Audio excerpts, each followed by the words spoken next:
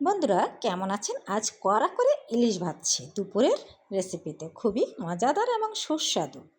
গরম ভাতে কড়া করে ইলিশ ভাজা আর বাঙালির দুপুরে জমে ক্ষীর। প্রথমে আমি ইলিশগুলি সুন্দর করে ধুয়ে নিয়েছি। এবার আমি হলুদ মরিচ ও লবণ অ্যাড করে মেখে নিয়ে সুন্দর করে দিয়ে দিলাম প্যানে। গরম ভাতে কড়া ইলিশ ভাজা এক অন্যরকম স্বাদ। পদ্মার ইলিশ, সরিষার তেল আর কড়া ভাজা ইলিশ, এটাই আসল মজা। কড়া করে ইলিশ ভাজা বাঙালির জিভে জল আনা এক আবেগ, যা গরম ভাতের সাথে অমৃত। সরিষার তেলে মচমচে লালচে ইলিশ ভাজা আর বেশি করে পেঁয়াজ, দুপুরের খাবারের তৃপ্তি। খুবই মজাদার কড়া ভাজা ইলিশের পিস পাতে পড়লেই সব ক্লান্তি শেষ।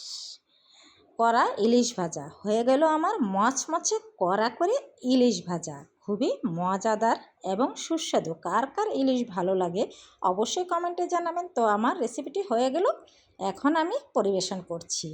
এখনই আর দেরি না করে খেতে বসবে। তো সবাই ভালো থাকবেন।